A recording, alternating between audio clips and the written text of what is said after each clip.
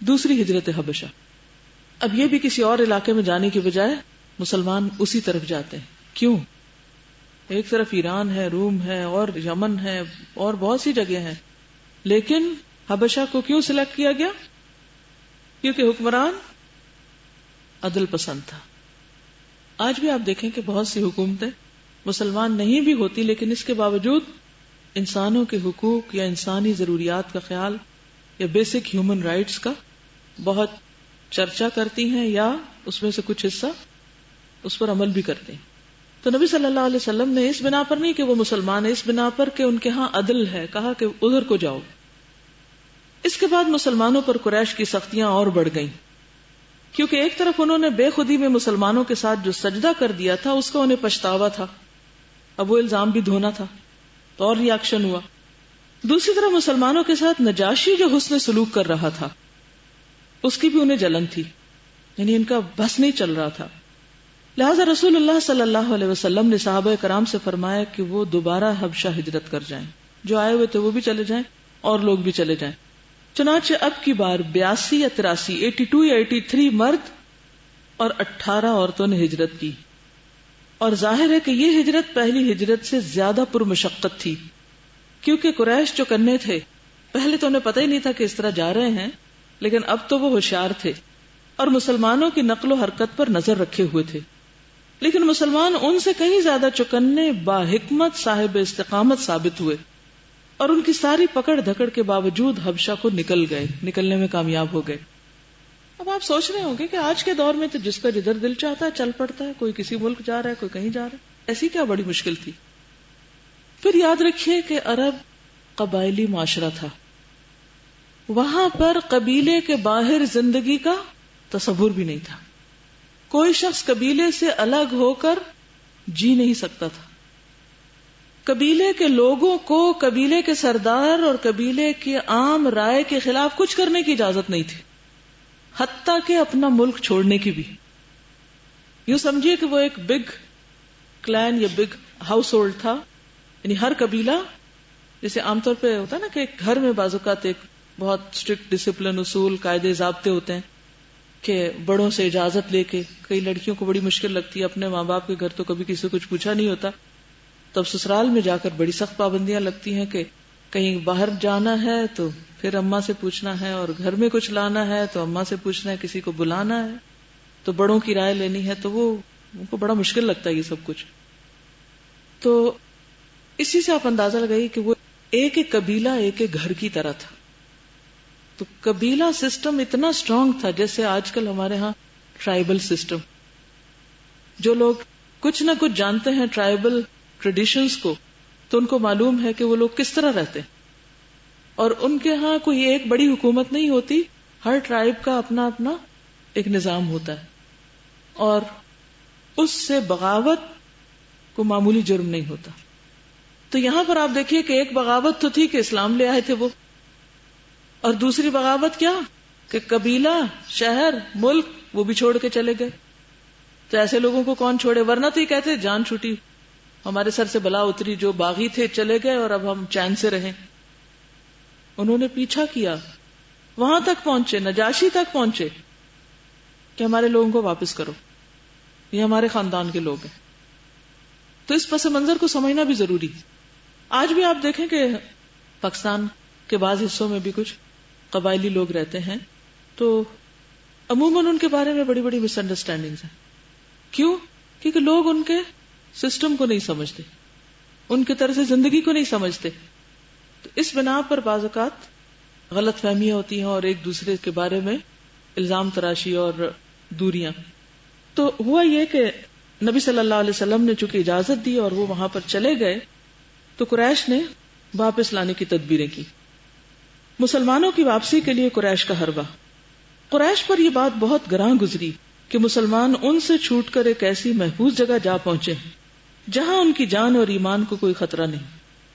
چنانچہ ان کی واپسی کے لیے قریش نے اپنے 2 ہوشیار آدمیوں یعنی عمرو بن العاص اور عبداللہ بن ربیعہ کو حبشہ بھیجا.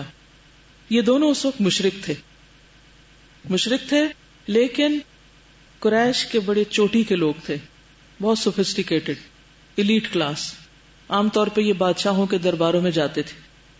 ان کو بادشاہوں سے بات کرنے کا ڈھنگ تھا. سفارتکاری کیا کرتے تھے اپنی قوموں کی طرف سے.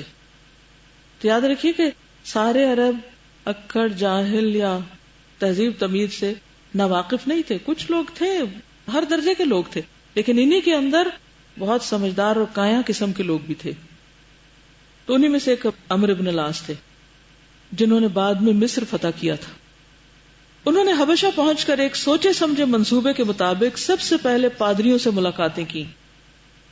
سٹیپ بائی سٹیپ آگے گئے کیونکہ ریلیجس طبقے کو بھڑکایا جائے کہ دیکھو تمہارے دین کے خلاف کچھ لوگ یہاں آ گئے ہیں، اور انہیں تحفے تحائف پیش کر کے رشوت دے کے مدلل انداز میں اپنی آمد کا مقصد بتایا کہ ہم کیوں آئے ہیں. ان سب نے حامی بھر لی. اس کے بعد نجاشی کے پاس آئے اور اسے بھی تحفے تحائف پیش کیے، یعنی رشوت پیش کی. پھر اصل مقصد کے لیے زبان کھولی اور کہا، بادشاہ سلامت، آپ کے ملک میں ہمارے کچھ ناسمجھ نوجوان بھاگ آئے ہیں، کچھ بگوڑے یہاں آ گئے. انہوں نے اپنی قوم کا دین چھوڑ دیا اور آپ کے دین میں بھی داخل نہیں ہوئے. یہ بات آپ دیکھیے کہ اس حد تک تو بادشاہ کے لیے کافی تھا کہ اپنا دین لوگوں نے چھوڑ دیا، لیکن یہ کہنا کہ جی آپ کے دین میں بھی نہیں آئے، نہ وہ ہمارے وفادار ہیں نہ آپ کے، یہ بالکل غدار ہیں. بلکہ ایک نیا دین ایجاد کیا ہے جسے ہم جانتے ہیں نہ آپ، اس لیے ہمیں آپ کی خدمت میں ان کی قوم کے اشراف یعنی ان کے والدین، چچاؤں اور کنبے قبیلے کے لوگوں نے بھیجا ہے تاکہ آپ انہیں واپس بھیج دیں، کیونکہ وہ لوگ ان پر نگاہ رکھتے ہیں اور ان کی خامی اور خرابی کو سب سے اچھی طرح سمجھتے ہیں. تو یہ ان سب کی ریکویسٹ ہے مشترکہ جو ہم یہاں لے کر آئے ہیں. جب ان کی یہ بات پوری ہو چکی تو پادریوں نے بھی منصوبے کے مطابق ان کی تائید کی، انہوں نے بھی ہاں میں ہاں ملائی دربار میں. لیکن نجاشی نے احتیاط برتی، عادل بادشاہ، اور سوچا کہ دونوں فریقوں کی بات سننی چاہیے، دونوں فریقوں کی بات سن کے فیصلہ کرنا چاہیے. یہ ایک بہترین لیڈرشپ کوالٹی ہوتی ہے. عام طور پہ کیا ہوتا ہے کہ جب کوئی ایک بندہ شکایت لے کے پہنچ جاتا ہے نا کسی بڑے کے پاس، تو وہ اسی کے ہاں میں ہاں ملانے لگتے ہیں یا کرنے لگتے ہیں یا ہمدردی کرنے لگتے ہیں کہ تمہارے ساتھ تو بڑی زیادتی. چاہے آپ ایک ماں ہیں اور ایک بچہ آپ کے پاس شکایت لے کر آئے، یا آپ کہیں کوئی سربراہ ہیں، کوئی ذمہ دار ہیں، کہیں بھی کچھ بھی، جیسے اللہ سبحانہ وتعالیٰ نے حضرت داؤد علیہ السلام کو کہا تھا کہ تم عدل سے کام لینا اور خواہش نفس کی پیروی نہ کرنا. تو یہاں نجاشی جو تھا اس نے کہا ذرا میں ان کی بھی تو سنوں، جو بھاگ کے آئے وہ کیا کہتے ہیں، حق تبھی واضح ہو سکے گا. چنانچہ اس نے مسلمانوں کو بلایا اور پوچھا، یہ کیا دین ہے جس کی وجہ سے تم اپنی قوم سے الگ ہو گئے؟ پھر میرے دین میں بھی داخل نہیں ہوئے، نہ دیگر ملتوں میں سے کسی کے دین میں داخل ہوئے. اس کے جواب میں مسلمانوں کی طرف سے حضرت جعفر بن ابو طالب نے بات کی. یہ کون تھے؟ حضرت علی کے بھائی، حضور کے چچا زاد. انہوں نے کہا، اے بادشاہ، ہم جاہلیت والی قوم تھے، بت پوجتے تھے، مردار کھاتے تھے، برائیاں کرتے تھے، قرابت داروں سے تعلق توڑتے تھے، پڑوسیوں سے بدسلوکی کرتے تھے، ہمارا طاقتور کمزور کو کھا رہا تھا. ہم اسی حالت میں تھے کہ اللہ نے ہم ہی میں سے ایک رسول بھیجا. ہم اس کی عالی نسبی، سچائی، امانت اور پاک دامنی کو جانتے تھے. اس نے ہمیں اللہ کی طرف بلایا کہ ہم اسے ایک مانیں اور اسی کی عبادت کریں، اور اس کے سوا جن پتھروں اور بتوں کو ہم اور ہمارے باپ دادا پوجتے تھے انہیں چھوڑ دیں. اس نے ہمیں سچ بولنے، امانت ادا کرنے، قرابت جوڑنے، پڑوسی سے اچھا سلوک کرنے، حرام کاری اور خون ریزی سے باز رہنے کا حکم دیا. یہ ہے اسلام. کبھی کہیں اسلام کو انٹروڈیوس کرنا پڑے تو یہ باتیں آپ کو یاد ہونی چاہیے کہ اسلام کی روح ہے کیا. آج بھی آپ دیکھیں کہ جب ہمیں اسلام کا انٹروڈکشن کہیں کرانا ہوتا ہے تو ہمیں سمجھ نہیں آتی کہاں سے نماز، روزہ، حج، زکوٰۃ سے شروع کرتے ہیں. اور یہاں انہوں نے نماز، روزہ، حج، زکوٰۃ سے نہیں شروع کیا، اگرچہ اس وقت تک نماز کا حکم ہو چکا تھا. آج بھی اگر مسلمانوں کو ٹیررسٹ کہا جاتا ہے یا اسلام کو ٹیررزم کے ہم پلہ بتایا جاتا ہے تو اسلام کی اسی بالکل ابتدائی تعلیم کو سامنے رکھنا چاہیے کہ نبی صلی اللہ علیہ وسلم نے آ کر کس چیز کا حکم دیا، لوگوں کو کس چیز سے نکالا. اور ہمیں آج بھی ان مختلف برائیوں کے خلاف جہاد کرنا ہے جو ہمارے اپنے اندر پائی جاتی ہیں، ہمارے لوگوں کے اندر. آپ دیکھیے کہ یہاں یہ بت پوجتے تھے اور ہمارے ہاں کیا ہو رہا ہے. اصل مسئلہ کیا ہے ہماری قوم کا؟ قبر پرستی، شرک، کیسے کیسے کام کرتے ہیں. مردار کھاتے تھے، حلال حرام کی تمیز نہیں. آج بھی آپ دیکھیں کیا کچھ ذبح ہوتا ہے. برائیاں کرتے تھے، قرابت داروں سے تعلق توڑتے، پڑوسیوں سے بدسلوکی، طاقتور کمزور کو کھا رہا تھا. ٹھیک ہے، تو یہ خرابیاں جس بھی معاشرے میں پائی جائیں وہاں اسلام کی ضرورت ہوتی ہے. اور اللہ کی طرف بلانے والے نے کن چیزوں کی تعلیم دی؟ خود آپ کے کردار میں کون سی چیزیں اہم تھی؟ وہ 5 چیزیں جن کا ذکر حضرت خدیجہ نے کیا تھا. اور نبی صلی اللہ علیہ وسلم نے لوگوں کو سب سے پہلے اللہ کی طرف بلایا، اس کی عبادت کی بات کی، شرک سے نکلنے کی بات کی، سچ، امانت، قرابت، پڑوسی سے حسن سلوک اور قتل و غارت سے بچنے کا حکم، بے حیائی کے کاموں کو چھوڑنے کا، جھوٹ اور حرام مال کھانے، یتیم کا مال کھانے، عورتوں پہ جھوٹی تہمت لگانے سے منع کیا، کیونکہ یہ ساری چیزیں معاشرے میں بدامنی پیدا کرتی.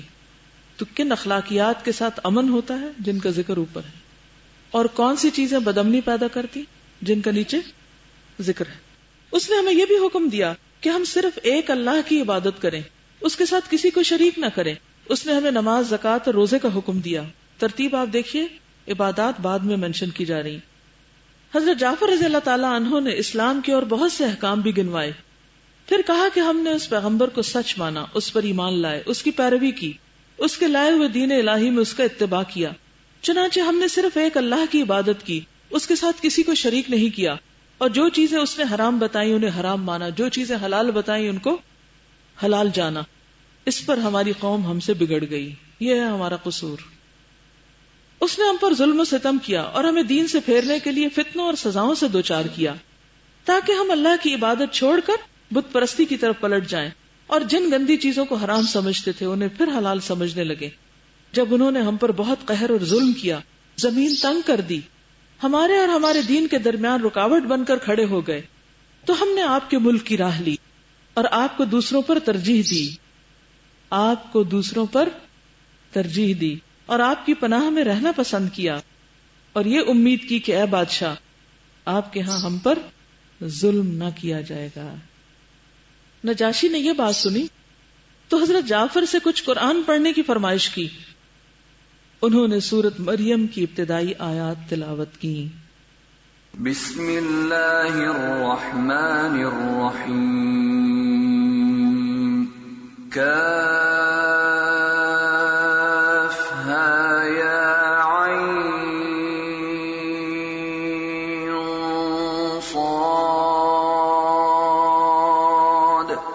ذکر رحمت ربک عبده زکریا اذ نادى ربه نداء خفیا قال رب إني وهن العظم مني واشتعل الرأس شيبا ولم أكن بدعائك رب شقيا وإني خفت الموالي من ورائي وكانت امرأتي عاقرا فهب لي من لدنك وليا يرثني ويرث من آل يعقوب واجعله رب رضيا يا زكريا إنا نبشرك بغلام اسمه يحيى لم نجعل له من قبل سميا. اس سے پتہ چلتا ہے کہ پہلے 5 سال میں کون سی آیات نازل ہوئی، یعنی سورۃ مریم جو تھی یہ دوسری ہجرت حبشہ سے پہلے نازل ہو چکی تھی. نبی صلی اللہ علیہ وسلم دار ارقم میں تعلیم دیتے تھے.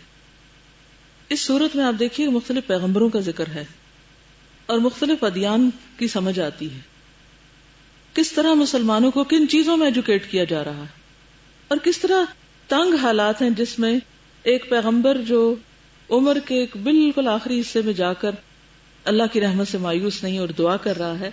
تو یہ ساری آیات جو ہیں کس طرح مسلمانوں کے لیے رہنمائی کا کام کرتی ہوں گی، ان کی تربیت اور تزکیے میں کس طرح فائدہ مند ہوں گی. ایک طرف تو یہ بات پتہ چلتی، دوسری طرف یہ کہ نجاشی نے جب یہ آیات سنی ہوگی، کیونکہ میں سارا وقت اپنے آپ کو وہیں پا رہی تھی کہ یہ آیات کیا اثر کر رہی ہوں گی ان پر. تو جب یہ آیات تلاوت کی گئی اس پر نجاشی اس قدر رویا کہ اس کی داڑھی تر ہو گئی کہ یہ ہے قرآن. ہم لوگوں کو قرآن پڑھ کر نہیں سناتے، ہم خود بحیثیت مسلمان بھی قرآن سے دور ہو گئے. مسلمانوں کے اندر بھی جو اسلام سے ایک خاص قسم کی نفرت یا دوری ہے، اس کی بھی وجہ یہ ہے کہ خود انہوں نے بھی قرآن نہیں پڑھا اور سنا، پتہ ہی نہیں قرآن کیا کہتا ہے، کیا چیز ہے. یہ ایک میریکل ہے، زندہ معجزہ قیامت تک کے لیے، کہ جو سنے اس کے دل پر کسی نہ کسی درجے میں ضرور اثر کرتا ہے. اگر سارے مشرکین اس وقت اتنے متاثر ہوئے سورۃ النجم سے کہ جھک گئے، اور یہاں نجاشی کا رو رو کر برا حال ہو رہا ہے، تو اس سے قرآن کی عظمت کا بھی پتہ چلتا ہے، اور قرآن کی تاثیر کا بھی، اور قرآن کے ذریعے لوگوں کو تعلیم دینے کے فائدوں کا بھی. اس پر نجاشی اس قدر رویا کہ اس کی داڑھی تر ہو گئی، اور تمام پادری بھی اس قدر روئے، پادری بھی رو رہے ہیں کہ ان کے صحیفے تر ہو گئے، جو ان کی اپنی کتابیں تھیں ان پہ آنسو گرنے لگے ان کے. قرآن مجید میں آتا نا کہ وَإِذَا سَمِعُوا مَا أُنزِلَ إِلَى الرَّسُولِ تَرَى أَعْيُنَهُمْ تَفِيضُ مِنَ الدَّمْعِ مِمَّا عَرَفُوا مِنَ الْحَقِّ. جب انہوں نے وہ سنا جو رسول کی طرف اتارا گیا، تم دیکھتے ان کی آنکھوں کے آنسوں سے چھلک رہی ہیں. تفید من الدم، فادہ یفید ہوتا ہے شدت سے اچھل کے پانی کا باہر نکلنا، یعنی آنسوں کی جھڑیاں لگ گئیں. مما عرفوا من الحق، کہ حق کو پہچان لیا تھا انہوں نے. اور سچے انسان کی پہچان ہی ہوتی ہے کہ اذا تتلی علیہم آیات الرحمن خروا سجدا وبقیا. سورۃ مریم میں ہی آتا ہے 58 آیت کہ وہ خروا سجدا وبقیا، وہ جھک گئے. دنیا کا کوئی میوزک، کوئی کہانی، کوئی چیز دلوں کو ایسے نرم نہیں کر سکتی جس طرح قرآن دل پر اثر انداز ہوتا ہے. اور سچے ایمان والوں کی تو پہچان ہی یہی ہے کہ جب ان پر آیات پڑھی جاتی ہیں تو ان کا حال کیا ہوتا ہے. قرآن مجید میں آتا ہے نا کہ انما المؤمنون الذین اذا ذکر اللہ وجلت قلوبہم، ان کے دل کانپ اٹھتے ہیں. وجلت قلوبہم واذا تلیت علیہم آیاتہ زادتہم ایمانا، ان کا ایمان بڑھ جاتا ہے، ایمان میں اضافہ ہوتا ہے. اللہ نزل احسن الحدیث کتابا متشابہا مثانیہ تقشعر منہ جلود الذین یخشون ربہم، یعنی کھالیں نرم پڑ جاتی ہیں، بال کھڑے ہو جاتے ہیں. ثم تلین جلودہم، ان کی جلدیں نرم پڑ جاتی ہیں. وقلوبہم، اور ان کے دل بھی نرم ہوتے ہیں. الی ذکر اللہ، اللہ کے ذکر کی طرف. تو یہ ایمان کی پہچان ہے، سچائی کی پہچان ہے کہ جس کے اندر ایمان ہوتا ہے تو پھر قرآن سن کر وہ شخص بے حس نہیں رہ سکتا. نہ سنے تو پھر اور بات ہے، سنی انسنی کر جائے تو پھر. اور یہ جو ہمارے ٹیسٹ نہیں بدلتے نا، مختلف چیزوں کی لت پڑی ہوئی ہوتی ہے، ہمیں ٹیسٹ نہیں بدلتے، اس کی بھی بنیادی وجہ یہی ہوتی، قرآن دل کے اندر جا نہیں رہا ہوتا. کیونکہ یہ ہو نہیں سکتا کہ جس کے دل کے اندر جائے اور پھر اس کی سوچ نہ بدلے، اس کا اخلاق نہ بدلے. آج مسلمانوں نے اس کو بس ایک ریچول کے طور پر لے رکھا ہے. پڑھنے والے بھی ویسے نہیں پڑھتے اور سننے والے بھی ویسے نہیں سنتے، بلکہ بعض اوقات تو تکبر میں اور اضافہ ہو جاتا ہے. تو اگر قرآن کسی کے اندر نرمی نہیں پیدا کرتا، اس کے تکبر اور اس کی بڑائی اور اس کے نفس کو موٹا کرنے کا ذریعہ بن رہا ہے، تو اس کا مطلب ہے کہ وہ پھر صحیح رستے پہ نہیں ہے. اس کی اصلاح کی ضرورت ہے، اور ہم سب خود اپنے اندر جھانکیں دوسروں میں جھانکنے کی بجائے. پھر نجاشی نے کہا یہ کلام اور وہ کلام جو حضرت عیسیٰ لے کر آئے تھے دونوں ایک ہی شمع کے اجالے ہیں، یعنی ایک ہی چراغ سے نکلے ہوئے نور کی دو کرنیں ہیں، کوئی الگ چیز نہیں ہے، سورس ایک ہی ہے. اس کے بعد قریش کے دونوں نمائندوں کو مخاطب کر کے کہا تم لوگ چلے جاؤ، واللہ میں ان کو تمہارے حوالے نہیں کر سکتا. ساری سازشیں اور چالیں ناکام ہو گئی، نہ ان کے خلاف کوئی چال چلی جا سکتی ہے. دوسرے دن عمرو بن العاص نے ایک خطرناک تدبیر اختیار کی. نجاشی سے کہا کہ یہ لوگ حضرت عیسیٰ کے بارے میں ایک بڑی خطرناک بات کہتے ہیں. پھر بھڑکایا. اس پر نجاشی نے مسلمانوں کو پھر بلوایا کہ اب کیا کہتے ہیں. حضرت عیسیٰ علیہ السلام کے بارے میں سوال کیا. حضرت جعفر نے کہا ہم ان کے بارے میں وہی بات کہتے ہیں جو نبی صلی اللہ علیہ وسلم لے کر آئے ہیں، یعنی وہ اللہ کے بندے اور اس کے رسول ہیں، اس کی روح اور اس کا وہ کلمہ ہے جسے اللہ نے کنواری پاک دامن مریم کی طرف القا کیا تھا. بالکل سچی بات کی. انہوں نے کہا کہ چاہے ہماری جان جاتی ہے لیکن بولیں گے ہم سچ. جو ہمارے دین کا عقیدہ ہے عیسیٰ علیہ السلام کے بارے میں وہی بیان کریں گے. اس پر نجاشی نے زمین سے ایک تنکا اٹھایا اور کہا اللہ کی قسم جو کچھ تم نے کہا ہے اس سے عیسیٰ علیہ السلام اس تنکے کے برابر بھی بڑھ کر نہ تھے اور نہ کم تھے، یعنی بالکل اتنے ہی تھے.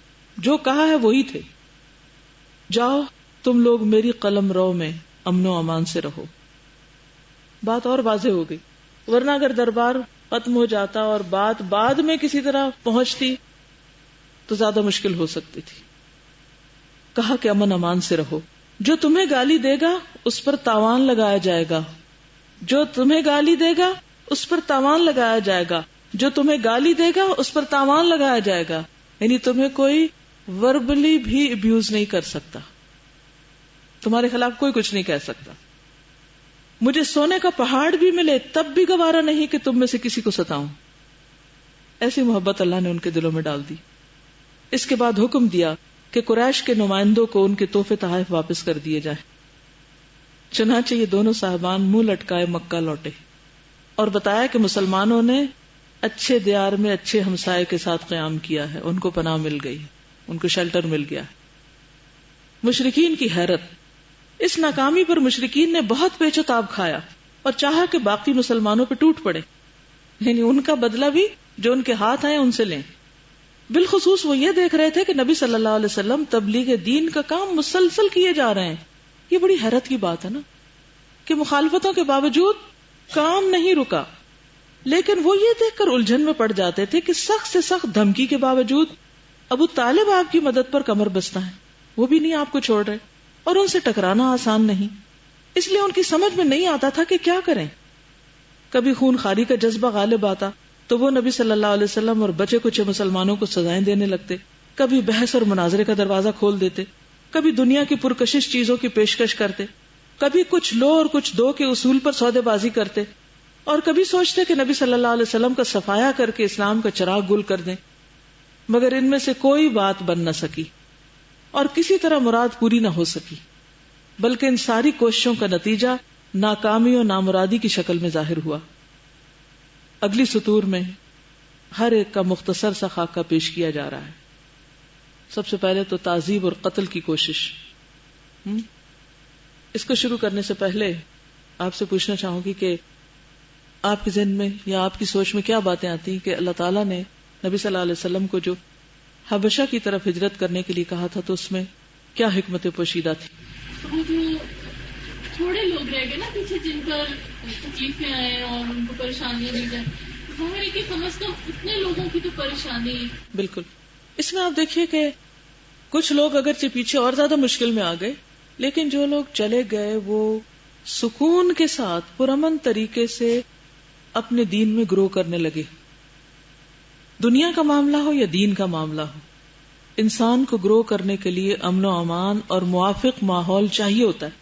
جیسے ایک پودے کو گرو کرنے کے لیے ایک موافق ماحول چاہیے ہوتا ہے، اسی طرح انسان کو پروڈکٹیو کام کرنے کے لیے موافق ماحول چاہیے ہوتا ہے. اگر مسلسل کسی ماحول کے اندر اس قسم کی پالیٹکس یا اس قسم کی چیزیں ہیں کہ جس سے انسان کی ساری انرجی منفی چیزوں میں جا رہی ہے، یعنی کہ مائنس میں وہ کام کر رہا ہے، تو انسان کو کیا چاہیے؟ کوئی آلٹرنیٹ تلاش کرے تاکہ زیادہ سے زیادہ وہ پروڈکٹیو ہو. تو اس اعتبار سے بھی اللہ تعالیٰ نے مسلمانوں کو ایک امن کی جگہ دے دی تھی تاکہ اتنے لوگوں کا تو دین محفوظ ہو. اگر باقی کچھ پر وہ دست درازی کرتے بھی ہیں تو پورے کا پورا دین تو نہیں مٹ جائے گا، وہاں کام کا سلسلہ تو جاری رہے گا نا. آلٹرنیٹ پلان ہے یہ. عام طور پر آج کے مسلمانوں کی کیا نفسیات بن چکی؟ ٹکراؤ اور بس ختم کر لو اپنے آپ کو، سوئسائڈ کر لو، اس سے شاید مسئلے حل ہو جائیں گے. اور اللہ تعالیٰ نے انسان کو بیان کی جو قوت دی ہے وہ کتنی امپورٹنٹ ہے کہ انہوں نے، یعنی اگر ہم تو بعض اوقات اگر اپنا کیس پریزنٹ کریں ہم تو پہلے رونا شروع کریں، وہ پہلے میرا پٹ آف ہو جاتا ہے، یا پھر ایسی باتیں کرتے ہیں کہ جس سے بجائے ہے کہ ہماری سچائی سامنے آئے الٹا لگتا ہے پتہ نہیں انہیں میں کوئی گڑبڑ. بالکل. یعنی حق کا پیغام پہنچانے کے لیے پورے کانفیڈنس سے کام لینا چاہیے. اللہ نے انسان کو جو بیان کی قوت دی ہے، یہ دوسرے کی سوچ، ذہن نقطہ نظر سب کچھ تبدیل کر دیتی. اگر اس موقع پر حضرت جعفر اپنا مدعا بیان نہ کرتے اور کھل کے بیان نہ کرتے تو بعد میں جتنے بھی فائدے حاصل ہوئے امن و امان کے وہ حاصل نہیں ہو سکتے تھے. تو جہاں کہیں آپ کو اللہ تعالیٰ موقع دے اپنی قوت بیان سے حق بات کو بیان کرنے کا تو اسے ضائع نہ کریں. دین کی بات کو آگے پہنچانے کے لیے قلم کی قوت، زبان کی قوت، پیغام پہنچانے کی قوت یہ بہت ضروری ہے.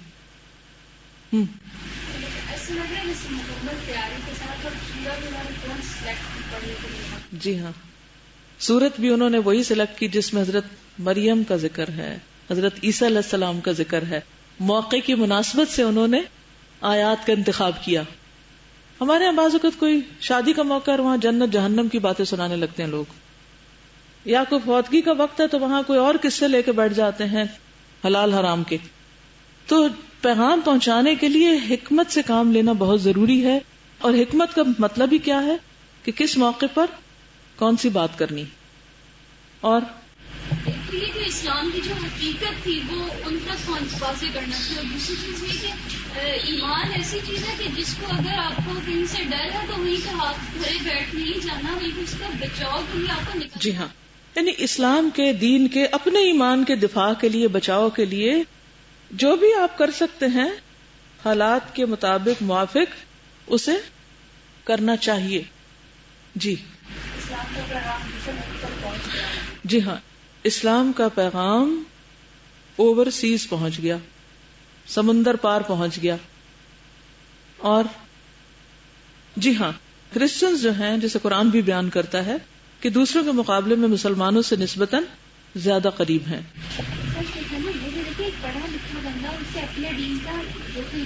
جی، نجاشی جو تھا وہ عادل حکمران تھا اور اسکالرز کو اور پڑھے لکھے لوگوں کو اپنے آس پاس رکھتا، پادری اس کے پاس ہوتے اور خود سوچنے سمجھنے والا حکمران تھا. جی ہاں، مومنوں سے اللہ کے وعدے پورے ہوتے نظر آ رہے ہیں. اللہ تعالیٰ نے ان کو ایک انصاف کرنے والے بادشاہ کے پاس ٹھکانہ دیا. یہ بہت سینسیٹیو کوشچن تھا جو حضرت عیسیٰ کے بارے میں پوچھا. اس کا جواب دینے میں انہوں نے یہ بالکل نہیں کہا کہ آپ جو ان کو بیٹا کہتے ہیں وہ غلط ہے. یعنی پریزنٹیشن بہت زبردست تھی. حضرت عیسیٰ علیہ السلام کے بارے میں جب انہوں نے پوچھا کہ آپ کا کیا خیال ہے، انہوں نے پوری بات، مکمل بات پہنچائی. یہ نہیں کہا یہ جو آپ کہتے ہیں کہ وہ بیٹا ہے تو یہ غلط ہے. ہم بعض اوقات وہ جو ایک ایسی بات ہوتی ہے نا کہ جو دوسرے کو مزید بھڑکا دے، حق بیان کرنے کے نام پر ہم بھڑکانے والی بات کرتے ہیں، which is wrong. گڈ. ایک طرح سے اہل مکہ کی یہ پہلی شکست تھی، اور یہ شکست ٹکراؤ یا لڑائی جنگ کے بعد نہیں ہوئی بلکہ آلٹرنیٹ روٹ اختیار کرنے پر ہوئی. تو ضروری نہیں ہوتا کہ انسان ہمیشہ کسی میدان جنگ میں جیتے. جیتنے کے کئی طریقے ہوتے ہیں اور اس میں ایک طریقہ ٹکراؤ سے بچنا بھی ہوتا ہے. حبشہ اس اعتبار سے بھی بڑا اہم تھا کہ قریش جو تھے یہاں پر تجارت کی غرض سے بھی آیا کرتے تھے اور حبشہ تجارتی مرکز بھی تھا. اور مسلمان چونکہ وہاں گئے تو ظاہر ہے کہ پھر کام کاج کرنے کے اعتبار سے بھی انہیں وہاں تجارت اور دوسرے کاموں میں شریک ہونے کا موقع ملا. اور سب سے بڑھ کر یہ کہ امن کا ملک تھا. ایک اور یہ ہے کہ نجاشی مسلمان ہو گیا تھا خود. نبی صلی اللہ علیہ وسلم نے اس کا جنازہ بھی پڑھا تھا. ام ایمن جو تھی وہ کون تھی؟ وہ بھی حبشہ سے تھی. ٹھیک ہے، تو ام ایمن کے ذریعے بھی آپ کو ان کے ملک کے حالات معلوم تھے کہ وہاں کے لوگوں کا رہن سہن اور کلچر کیسا ہے. یعنی اللہ تعالیٰ نے بھی نبی صلی اللہ علیہ وسلم کو خبر دی تھی، لیکن بہت سی باتیں آپ کو مختلف لوگوں سے میل ملاقات اور انٹریکشن کے بعد پتہ چلتی ہیں کہ کہاں کس قسم کے لوگ رہتے ہیں. اس سے یہ بھی پتہ چلتا ہے کہ نبی صلی اللہ علیہ وسلم صرف مکہ ہی سے نہیں واقف تھے، اپنے آس پاس کے علاقوں کے بارے میں بھی جانتے تھے کہ کہاں کس قسم کے لوگ رہتے ہیں. یہ بھی ایک سنت ہے، جغرافیہ کو معلوم کرنا اور آس پاس کے ملکوں کے حالات جاننا. پھر یہ ہے کہ نجاشی جو تھا وہ صرف ایک عادل حکمران ہی نہیں تھا بلکہ ایک مذہبی حکمران بھی تھا، کیونکہ خود بھی انجیل کا علم رکھتا تھا. جب قرآن سنایا گیا تو کہا یہ بھی وہیں سے آیا جہاں سے انجیل آئی. جب عیسیٰ علیہ السلام کا مقام بتایا گیا تب بھی اس نے پہچان لیا اور یہ اس وجہ سے تھا کہ اس کے پاس علم تھا. نبی صلی اللہ علیہ وسلم نے نجاشی کے ساتھ بعد میں اچھے تعلقات بھی قائم کیے تھے. نجاشی نے آپ کے لیے 2 سیاہ رنگ کے موزے بھیجے تھے تحفے کے طور پر. آپ نے انہیں پہنا, وضو کیا اور بعد میں ان پر مسح بھی کیا کرتے تھے. ایک دفعہ نجاشی نے سونے کی ایک انگوٹھی بھی بھیجی تھی جس پر ایک حبشی ہیرا لگا ہوا تھا, یعنی اس کے اوپر نگ لگا ہوا تھا, نگینا. تو آپ نے اس کو لکڑی کے ذریعے اٹھایا اور اپنی نواسی امامہ کو بلایا اور کہا کہ یہ زیور تم پہن لو. خود نہیں اٹھایا اور خود نہیں پہنا. پھر آپ کو معلوم ہے کہ حضرت ابو بکر بھی حبشہ کی طرف ہجرت کرنے جا رہے تھے, تو راستے میں ان کو ابن الدغنہ ملا, اس کا ذکر آگے آئے گا انشاءاللہ. تو بہرحال حبشہ کی طرف جو لوگ گئے ان کی بہت بڑی فضیلت ہے. انہوں نے ایک بار نہیں 2 بار ہجرت کی. آپ کو یاد ہے نا کہ ایک دفعہ حضرت حفصہ کے پاس حضرت اسماء بنت امیس آئی ہوئی تھی, وہ واقعہ یاد ہے کسی کو؟ تو حضرت عمر آ گئے, وہ ان کی بیٹی تھی نا حضرت حفصہ, تو ان کے پاس آئے تو پوچھا کون آئی ہیں, تو کہا اسماء بنت امیس. کہا اچھا یہ حبشیہ ہیں, بحریہ ہیں. تو اس طرح انہیں تھوڑا سا ایک طرح سے چھیڑا, تو بہت غصے میں آ گئی, ناراض ہو گئی. کہا کہ عمر تم نے غلط کہا ہے, اللہ کی قسم تم رسول اللہ صلی اللہ علیہ وسلم کے ساتھ تھے جو بھوکوں کو کھانا کھلاتے تھے اور جاہلوں کو نصیحت کرتے تھے, اور ہم ایسے علاقے میں تھے جو دور دراز حبشہ کا ملک تھا, اور وہاں ہم صرف اللہ اور رسول کی رضا کے لیے گئے تھے, اور تم ہم پہ باتیں بناتے ہو. اللہ کی قسم میں اس وقت تک کچھ کھاؤں گی نہیں, پیوں گی نہیں, جب تک تمہاری اس بات کو نبی صلی اللہ علیہ وسلم کے پاس ذکر نہ کروں کہ تم نے مجھے کیا کہا ہے. بہرحال انہوں نے حضور صلی اللہ علیہ وسلم سے اس کے بارے میں سوال کیا اور کہا کہ میں سچ سچ بتاؤں گی, نہ میں جھوٹ بولوں گی اور نہ ہی میں تم پر کوئی زیادتی کروں گی. جب نبی صلی اللہ علیہ وسلم تشریف لائے تو اسماء نے کہا کہ اے اللہ کے نبی, حضرت عمر نے اس طرح کہا ہے. تو رسول اللہ صلی اللہ علیہ وسلم نے فرمایا وہ تم سے زیادہ میرے حقدار نہیں, یعنی حضرت عمر تم سے زیادہ مجھ سے قریب نہیں. اس نے اور اس کے ساتھیوں نے 1 بار ہجرت کی ہے, اور تمہارے اور کشتی والوں نے 2 بار ہجرت کی, یعنی جن کو بحریہ کہا جا رہا ہے 2 ہجرتیں کی ہیں. تو بہرحال وہ کہتے ہیں کہ جو لوگ بھی اس ہجرت میں شریک ہوئے تھے وہ لوگ اس بات پر بہت ناز کرتے تھے کہ ہم نے اللہ کی خاطر 2 ہجرتیں کی, یعنی ایک دفعہ حبشہ میں کی اور پھر دوسری دفعہ وہاں سے مدینہ کی طرف بھی گئے تھے.